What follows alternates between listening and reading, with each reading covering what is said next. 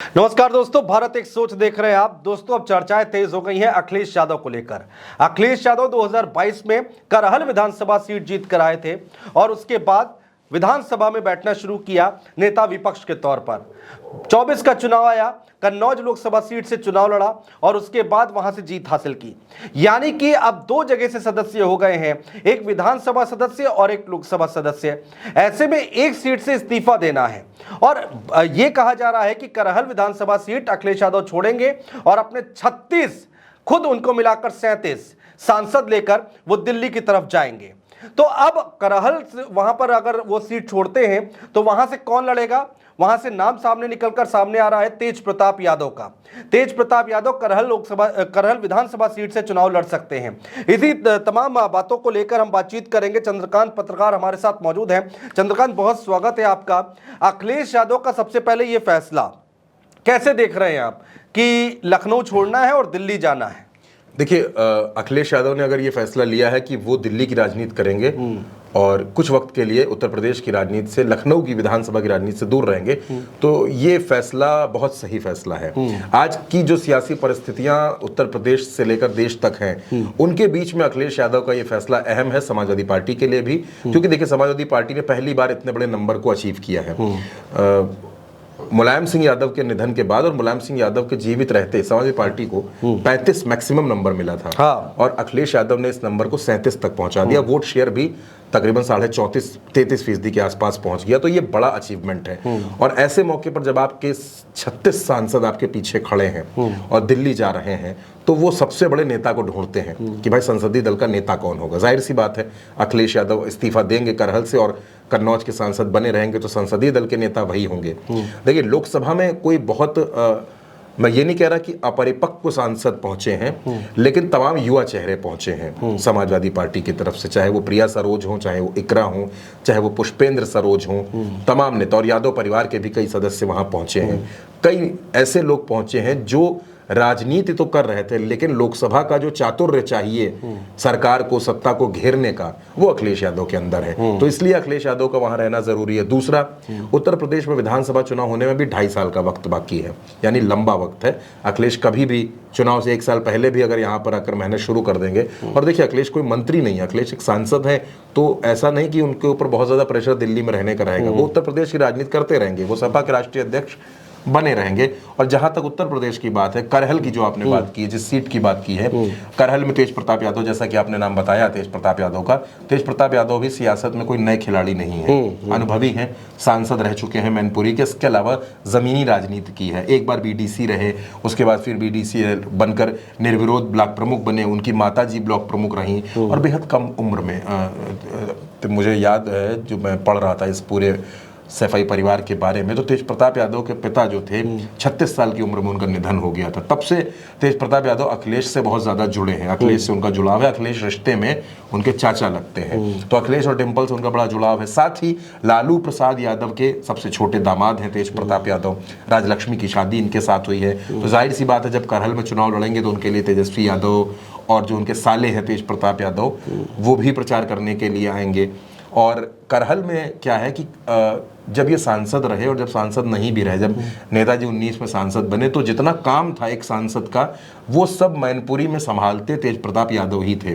डिम्पल यादव भी जब उपचुनाव जीती तो आपने देखा किस तरह से तेज प्रताप यादव ने पूरा चुनाव संभाला। एक बार शायद मैनपुरी से चुनाव भी जीते हैं। जी, मैनपुरी से 2014 में नेताजी 2 सीटों से चुनाव लड़े थे, आजमगढ़ और मैनपुरी।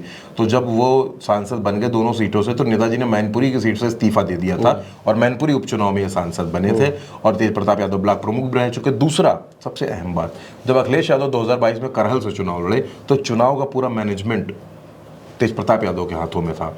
डिम्पल जब अभी चुनाव लड़ी, तब भी जसवंत नगर तो शिवपाल यादव के भरोसे थी, लेकिन करहल की पूरी जिम्मेदारी तेज प्रताप यादव के कंधों पर थी। लोग ऐसा बताते हैं, जो मैनपुरी और इटावा और इस पूरे बेल्ट की राजनीति को समझते हैं, उनका ऐसा कहना है कि तेज प्रताप यादव करहल से बहुत ज्यादा जुड़े हुए हैं। करहल जाति समीकरण के खांचे में भी यादव परिवार के लिए फिट बैठती है और इस नाते तेज प्रताप यादव के उत्तर प्रदेश की विधानसभा में एंट्री हो जाएगी। अब अखिलेश यादव इस्तीफा देंगे, नेता विरोधी दल का पद छोड़ेंगे, इस पर तमाम तरह के अटकलेबाजियां चल रही हैं, तमाम आकलन चल रहे हैं, वो बात की बात है। फिलहाल अखिलेश यादव इस्तीफा देने जा रहे हैं और क्योंकि अखिलेश यादव ने एक संकेत भी दे दिया कि अब जनता के मुद्दे संसद में गूंजेंगे। हाँ चंद्रकांत, अब आते हैं आपके पास, दोबारा बातचीत करेंगे, लेकिन जो अखिलेश यादव का बयान है वो जरा एक बार दर्शकों को सुना देते हैं कि आज इस्तीफे को लेकर जब मीडिया ने उनसे बातचीत की, उनसे सवाल किया, तो उनका जवाब क्या आया, सुनिए। अब बहुत जल्दी जब भी लोकसभा शुरू होगी, क्योंकि लोकसभा शुरू होने से पहले अभी सभी सदस्यों को शपथ दिलाई जाएगी और जैसे कार्यक्रम बढ़ेगा समाजवादी पार्टी के कार्यकर्ता उनको फ़िलहाल तो हम लोग धन्यवाद दे रहे हैं और बहुत जल्दी जब सदन चलेगा तो जनता के सवाल और संविधान के सवालों को रखा जाएगा।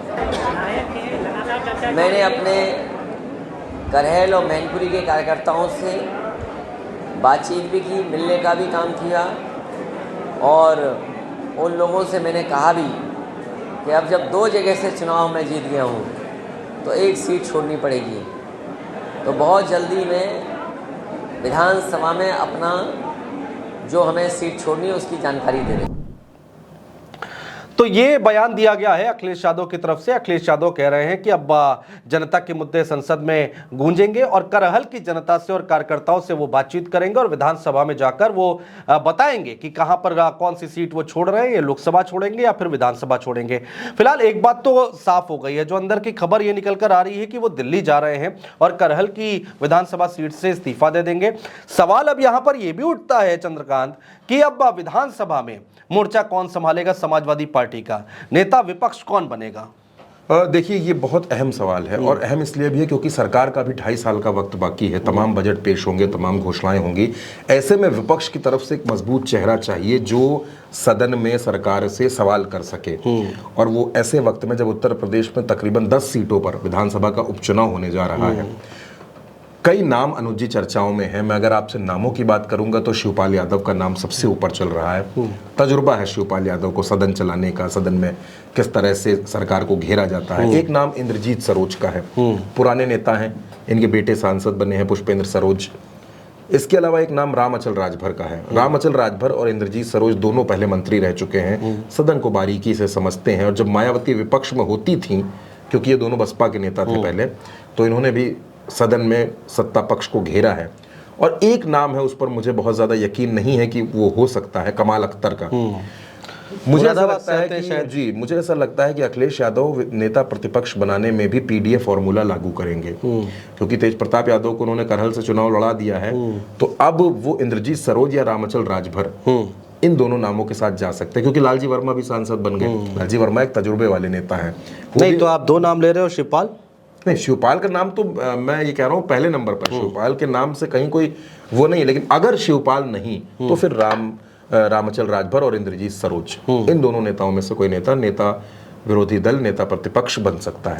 ठीक है, बहुत शुक्रिया चंद्रकांत हमारे साथ जुड़ने के लिए, तमाम बातचीत करने के लिए, चर्चा करने के लिए। तो देखना होगा, थोड़ा सा और इंतजार कीजिए, कुछ घंटों का इंतजार और कीजिए, स्थिति पूरी तरीके से साफ हो जाएगी। फिलहाल जो अंदर की खबर निकलकर सामने आ रही है कि अखिलेश यादव करहल छोड़ने जा रहे हैं, उत्तर प्रदेश से निकलकर अब दिल्ली की राजनीति पर दखल देंगे अपने 36 सांसदों के साथ। अखिलेश यादव को मिला लीजिए तो 37 सांसद होते हैं समाजवादी पार्टी के, और वहां पर जाकर जनता की आवाज बुलंद करने का काम करेंगे, ऐसा अखिलेश यादव कह रहे हैं, संकेत दे रहे हैं। बहुत शुक्रिया दोस्तों।